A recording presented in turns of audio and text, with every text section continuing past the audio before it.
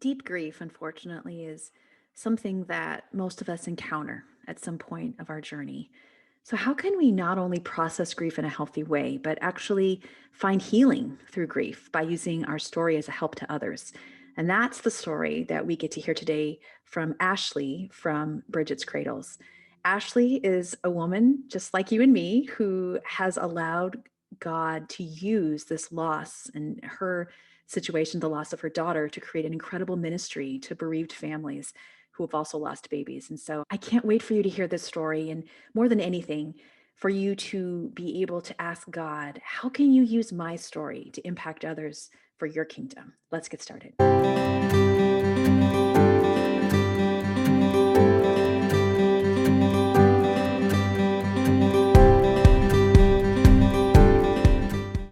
Hey there, welcome back to another episode of the Vibrant Christian Living podcast and YouTube show. So glad that you are here with me today, and I'm glad that we are able to go through these deep issues that we sometimes face and to talk about the important issues of how to connect with God, talk about our thoughts, all the things that we cover on this podcast.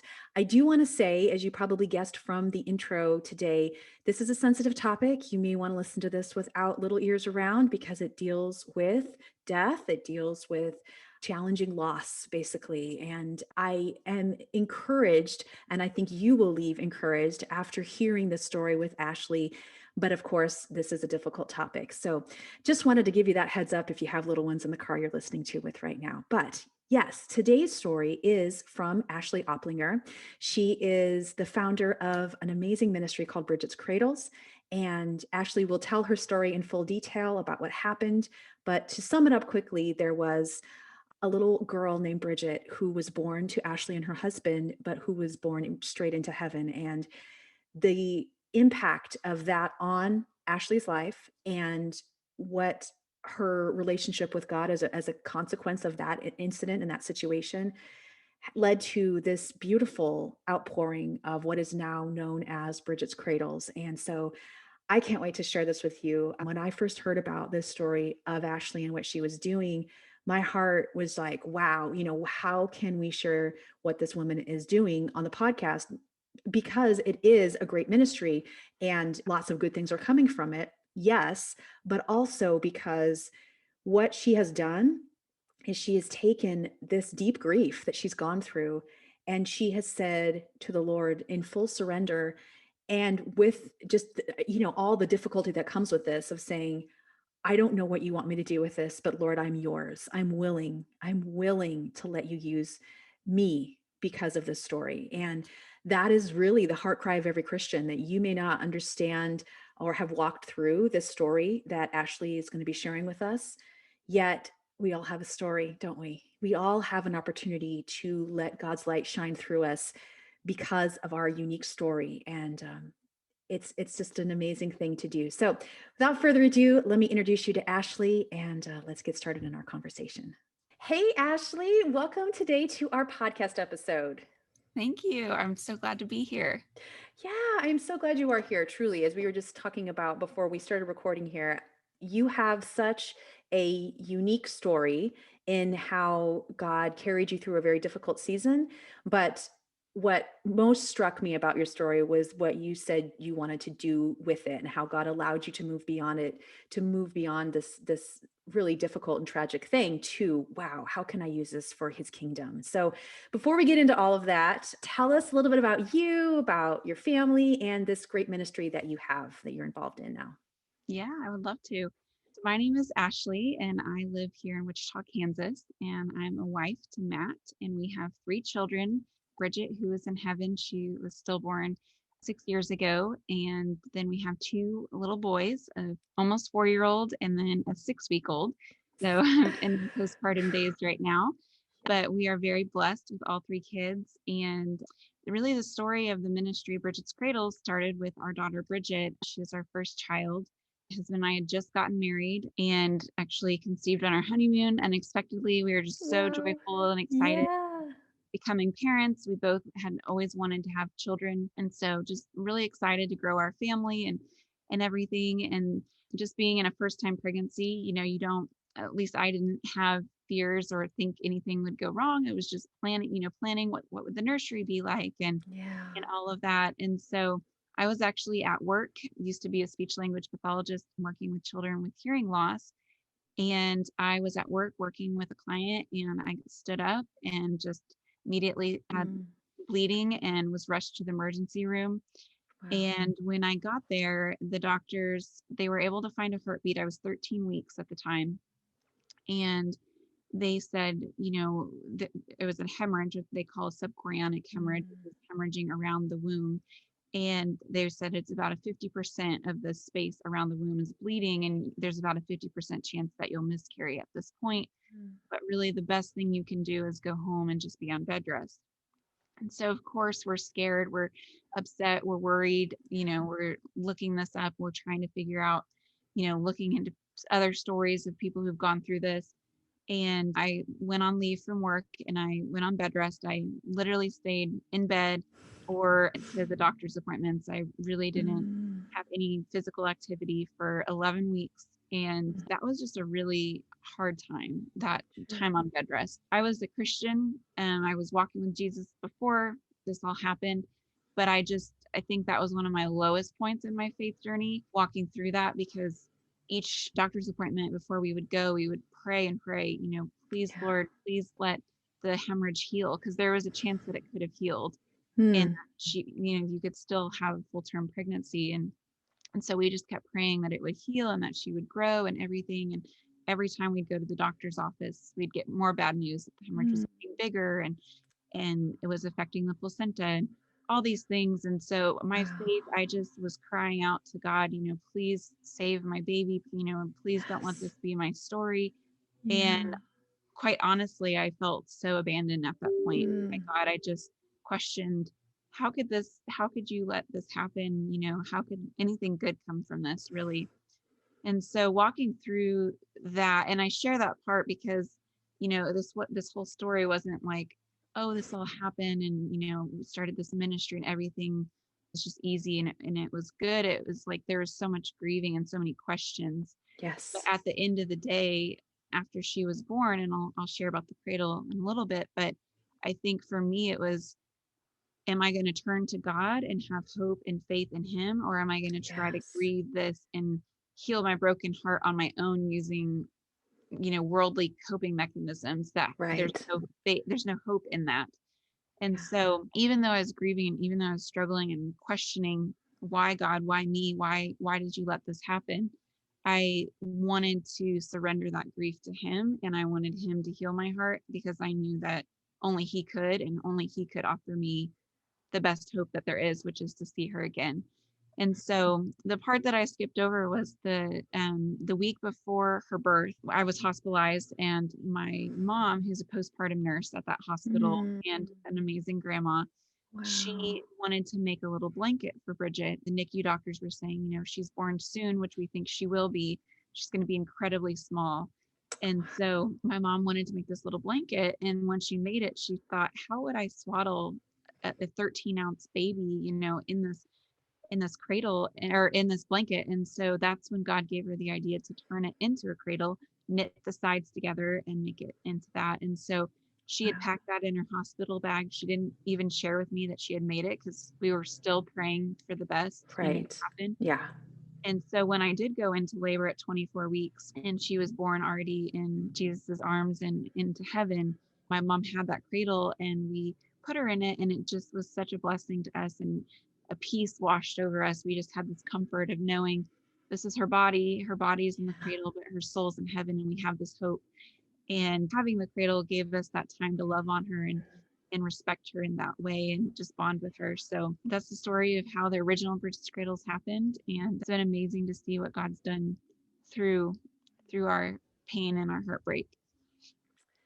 Wow, that's quite a story. And my heart breaks just thinking about the miscarriage that I had. And it's hard to think of the little ones that we lose. Yet the journey continued for you through that. And you mentioned that there was a chance where you said, how am I going to handle this? How am I going to deal with this? So pick up there and share a little bit more about how that transitioned, that thought transitioned to what is now Bridget's Cradles. Yes. So I went home from the hospital, and this is just a pivotal moment for me in my faith walk. I came home, went into her nursery, which we had picked out the paint and all the things and had it in there, hadn't set it up yet.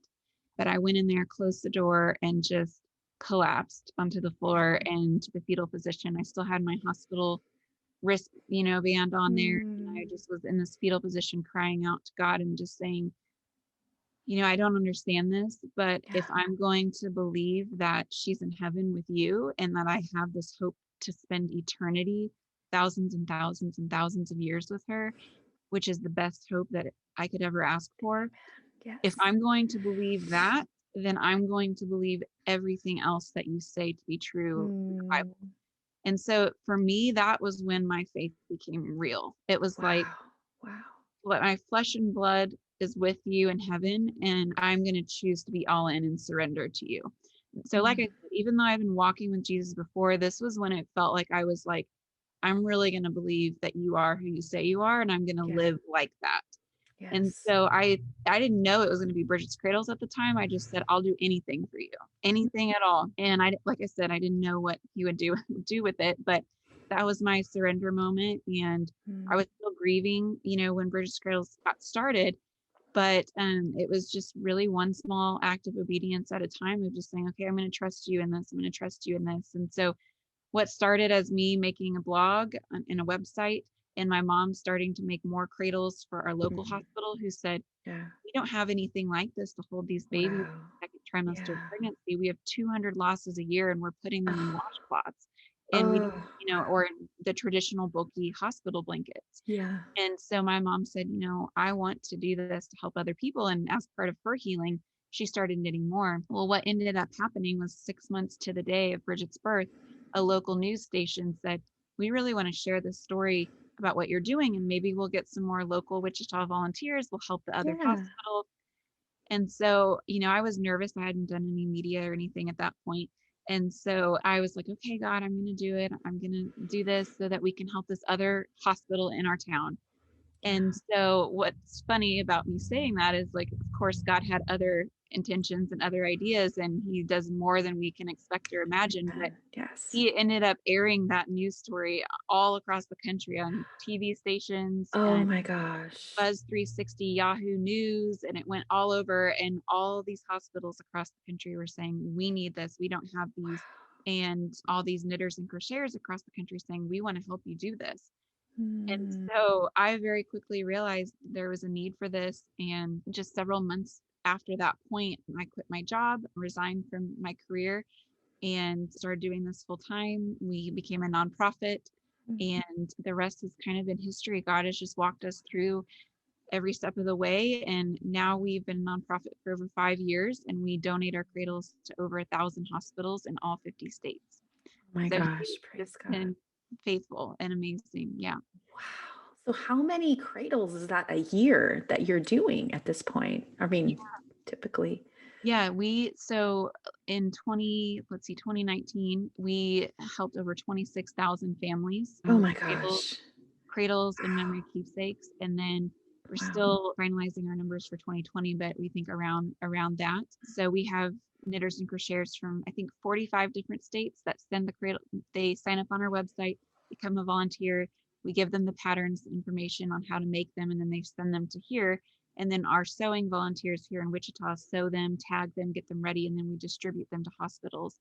And Wow. so, yeah, we've just been really blessed by an amazing team of volunteers and people who Mm, want to comfort people with their gifts and their talents and their right. time. Well, and then I'm just thinking about all the stories of grief that are being healed, not just your own grief, but these other volunteers. Like I personally crochet. And when I found out about your ministry, my daughter and I both crochet, and I thought that would be really neat for us. But again, having that loss in our own family, I'm like, wow, what an amazing gift. And I actually have a friend right now who recently, her son was born with trisomy, and he ended up passing away right at birth or a few hours after. And so, yeah, I can imagine, like, I can see that.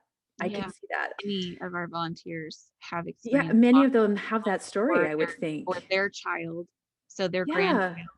is in heaven, and it's amazing. We have volunteers in their 60s or 70s that lost a baby 30 or 40 years ago. And they're Mm. saying, this is the first time that I feel like I've been able to honor them and I've been able to find healing and helping others. And it's just, they're saying, like, this is an answer to prayer for me. And Mm. I'm like, well, you're blessing other people. So it's like God answers all these prayers and just has healing all around. And Wow. it's been amazing to hear those stories and see that happening. Yeah, and I mean, that's what I want to drive home is it was driven by one woman's choice. Not that you're a saint, not that you're perfect, but I'm saying, and I know you don't feel that, but I'm just saying all of us have the opportunity with what we go through and to make a choice to say, God, what can I do with this? And we never know how that would ripple out and how others can be impacted by that. Just like you said, all of this healing happening, not just from the incredible gift these families are being able to have who have this loss, but also the other women who have gone through this as well. So how did this process of grief and healing for you, how was Bridget's Cradles helpful, or how has it been helpful for you? Especially, I'm sure it becomes a new process of grief every time you go through birth. I know it was for me. So how has that been a healing process and journey for you being a part of this ministry? Yeah. Well, other than, so I always say, the hope of heaven and my faith in Jesus has been the most healing in my journey. But aside from that, the ministry has been my second most healing aspect and avenue because for two reasons, really. One, being able to help other people is healing because it takes the focus off of myself and off Yeah. my own grief and using that for good and seeing, purpose come from pain and good come from grief. But also the connection, like you were saying, so the team of women that lead this with me and that serve with me, they're other bereaved moms themselves that have lost babies, and the community and connection that I've been able to experience with them in friendship and have these women serving alongside of me who understand my pain and who share the passion to comfort other people. That has been, I mean, they're my best friends now, the people that I Mm. serve with. And what's amazing is it's not just about me, but these women are finding friendships with other women and having that connection and finding their place and healing through it. Because when you go through something like miscarriage and stillbirth, infant loss, it's an incredibly isolating Yes. experience. And unless you've been through it, you can't really understand it. You can't understand the depths of the pain and the heartbreak and the triggers and the anxiety and depression and things that you feel afterwards. And so having other women who are saying, I know what it's like and I'm going to support you through this, and who remember your baby's heaven day, remember the due date that's coming up, that's weighing on your heart, all of those things, just having that community. And so that's been a Mhm. huge part of Bridget's Cradles is we have tried to build a community of volunteers, of moms, so that we can grieve together. Because I feel like when you grieve together, you're stronger and you're able to encourage each other on in the Lord and through the process.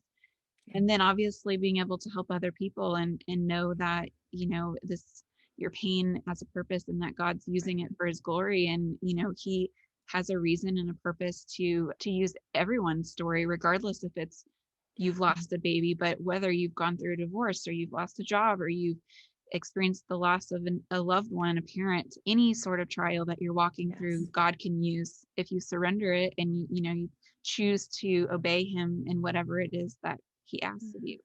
So that's my story. That's what I'm passionate about sharing because like you said, I'm not perfect at all. I just, it's all just been God. I mean, when people say like, wow, look what you've done. I'm like, look what God's done. I just Amen. did what he said, but he is the CEO of this. He did it. Yeah. It's his mission, it's his ministry. And not just me, there's dozens of women and amazing people working through this ministry. So it's just amazing to see like what he's capable of doing when people say yes, you know? Yeah.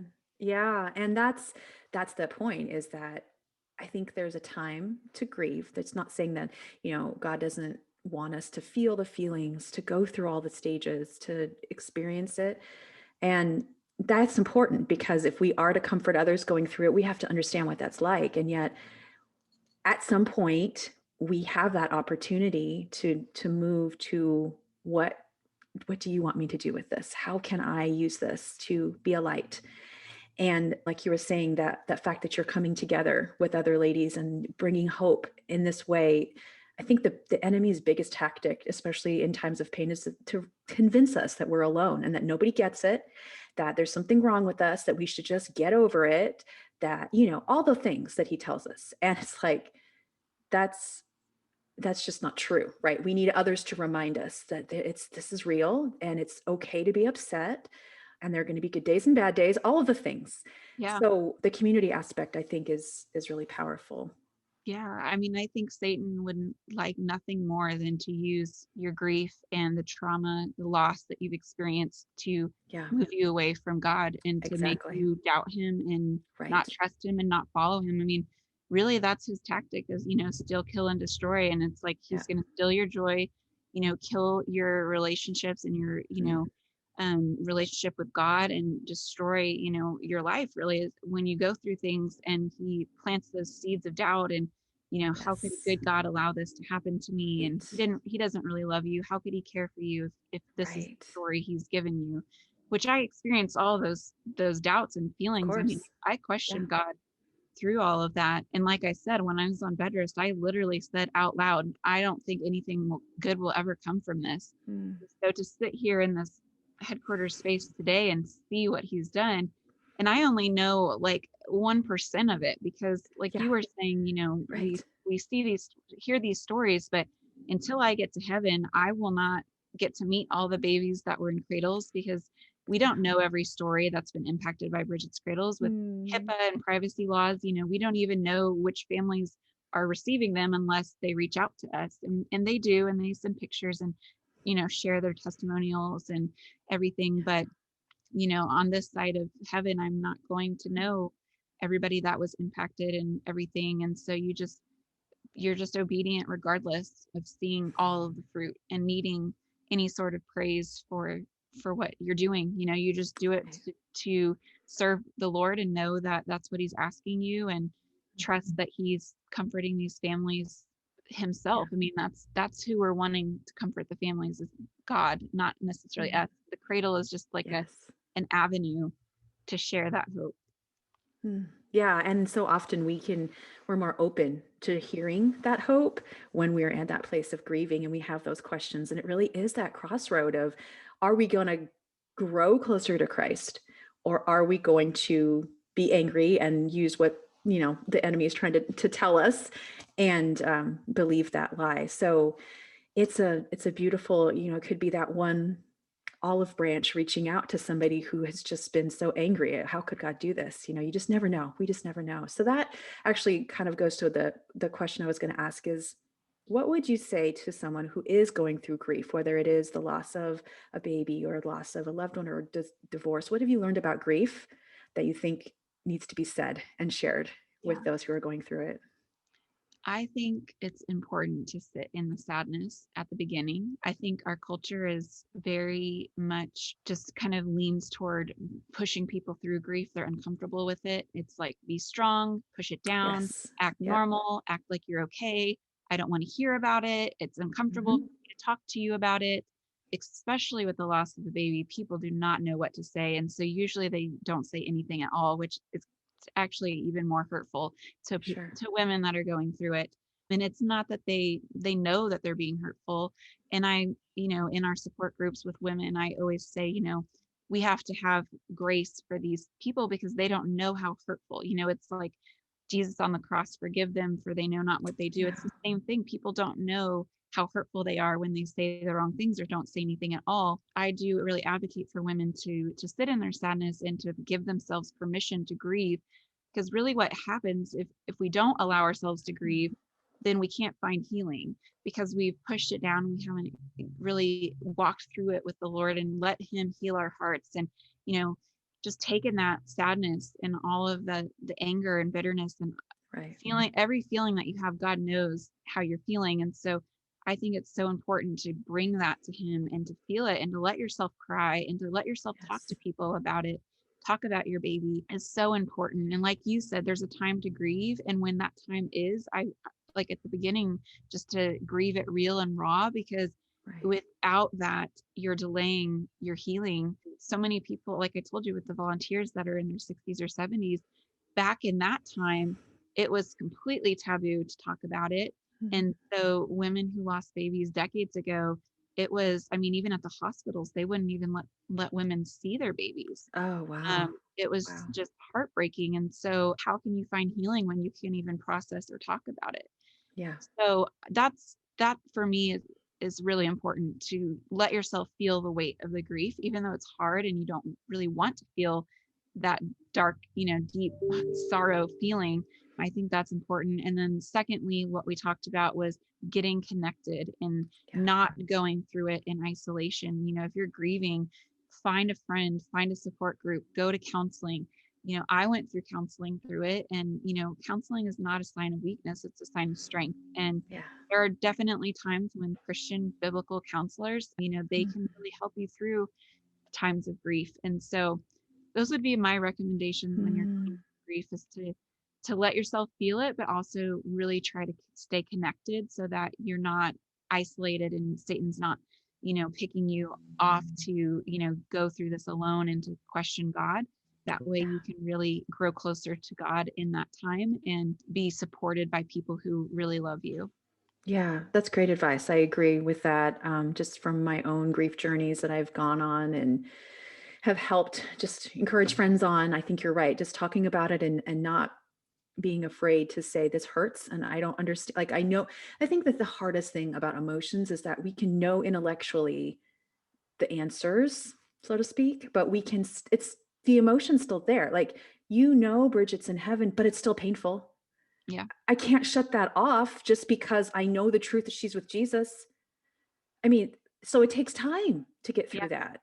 And Especially for that's, Christians, because yes, it's like yeah. you're expected, and people will say, well, oh, that God had a reason, or they're in a Hmm. better place, so it's okay. And those kind of pat answers and Right. religious answers are not Yeah. helpful. And Right. I know Bridget's in heaven, but I still cry. I still miss Sure. her. I still Yeah. wish that my boys had her as an older daughter, and even almost 7 years later, I still grieve her, but Mm. that doesn't mean that God hasn't healed my heart and that I Yeah. don't have peace and that I haven't surrendered his plan, and that I do Yeah. believe in his sovereignty, that he numbered her days before they came to be, and that was her life, and that was the story for her and for my life. But I Hmm. still grieve what I wanted for her life to be, Yes. so Yes. it's okay to grieve and to be honest about those Right. feelings, and to share those with people that you trust and that will love you and walk through it with you. Right. Yeah. No, that's very powerful. So, last question would be what would you say to that woman who has gone through that process of whatever her story is and feels like, okay, I feel like God wants me to do something with this. Where do you start? What advice would you give to her? Yeah. So I always say just start with one small act of obedience, because Mhm. I think so often we think of, like, I don't know if you've ever had a dream or a vision of something in your life and you think, wow, that just seems so big. Like, how am I going to accomplish that? Right. Yeah. But nothing is built overnight like that. Right. It takes Yeah. time and it takes small acts of obedience, Yeah. and really surrendering it to the Lord to let it be what it is that He wants it to be. And, I couldn't have predicted that Bridget's Cradles would be where we're at and doing what we're doing. Yeah. Even a year ago, when we were an established ministry and had the headquarters, when COVID hit, we took a different turn and we launched different ministries and different ways to minister to women. And so you have to be flexible and open to just following him. And so whatever it is, that small little step that you feel in your heart that's he's nudging you to, you know when it's the Lord, because it just stays there and you're It like, won't go okay, he's away. asking me to do this, and it's there. And so just take that one small thing and the next thing and do the next right thing. And don't feel like you have to have all the things in order to do it or be it. I mean, when we started Bridget's Cradles, we started in her empty nursery. I had one Mm. small old laptop. That's where I designed our website. We weren't a nonprofit yet. We didn't have a PO box. We didn't have anything. I was working. I mean, it was just like God did the next thing and we just kept Yeah. following him. And then he Right. opened this door and we went through it, closed this door, we Uh, went another way. And you just keep going through it. And then he turns it into what he intended. And right. that's really what you want it to be, when he's calling you to something. And so I guess my thing would just be, whatever that little nudge in your heart that you hear him whispering to you and that you can't really shake, do that next thing and just follow him one small thing at a time. And then over time, he builds amazing things. Amen. Oh gosh, Yeah. so true. And as you were talking, I was thinking about just we're so quick to shut down that first step because we think like maybe for your mother-in-law, was it your mother-in-law who made the cradle or your My mother? mom. My mom. Yeah. Your mom. So for your mom who made the cradle, you know, obviously she probably didn't have any vision of all of that it is now, but it feels small, and you think, but God, I really want to make an impact. I really want to make a change. But even that small thing, even if it's only a few little small things, even if, right? It's Yeah. not even if to God, it is still being used. Not everything is going to be a huge worldwide ministry with all these things. It's just him asking you, are you going to be faithful to what I've called you to this story that I've given you? What can you let me do through you because Yeah. of this? Even if it feels small at first, or even if it just stays small, quote unquote, it still makes an impact. Everything makes a difference. So yeah, And that's it's for the one. And that's what we always say here at Bridget's Cradles, because I showed you our headquarters. I showed you the bins and bins and bins of thousands of cradles that we have. hmm, And I always tell our volunteers here who are packing the boxes that are going out to the hospitals, it can be overwhelming seeing hundreds of these, thousands of the cradles, mm, but we're doing it for the one baby, for yes. the one mama, for the one Yeah. family. And when we hold the little cradle and we pack it in the hospital box, we don't know that baby's name or face, Right. and we don't know the family's name. Like I said, we might not ever know who it is, but we're doing it for them. And Amen. so, like you said, when you're going through something, don't think you have to start a nonprofit to make an Yeah. impact for the kingdom. Exactly. You can help Yeah. one person, just Right. share your story with one person Exactly. that you know Yeah. that's going through it. That makes an impact. And then you don't know what that person, the impact you made on them, what they're going to do with it. And Right. so, like you said with my mom, I mean, she actually told me, she said, I couldn't believe that I was the first person in human history to make this little cradle. She just said she was making the blanket, and then God gave her this little nudge of, hey, Mm, knit the sides up. So simple, and wow. so Yeah. knit the sides up and make it into a cradle. And that little God moment of her saying, that's what you should do and pack it in your hospital bag. She could have never imagined that we would be blessing thousands of families a year and turning it into this ministry and everything. But that's what God, chose to That's do. how he And does it. Yeah. and so it's just amazing. And on that note, if you get a chance to look on our website, we actually have a video called The Journey of a Cradle. And it, Hmm. it shows the power of one that I'm explaining. Wow.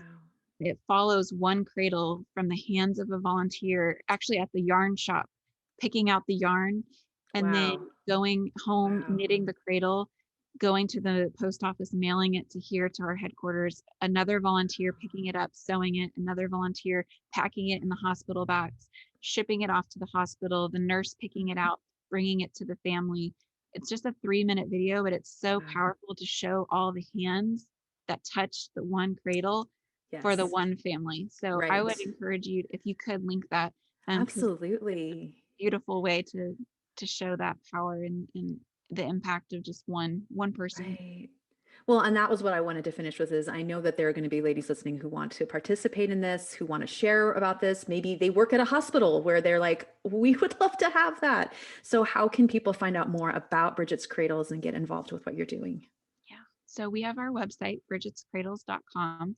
On there at the top, there's different tabs. There's a tab for volunteers. So if you want to volunteer, that's where you'll go. If you want to knit or crochet, you can be anywhere in the country to do that.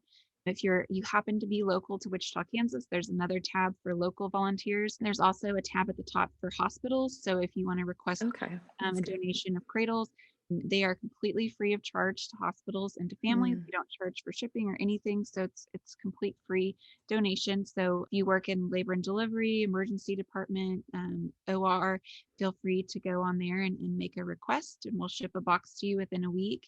We also have different tabs on there for bereaved families to go mm, and find other stories, to find resources. We have memorial ideas, we have Bible verses and quotes, mm. all sorts of different resources for families walking through it.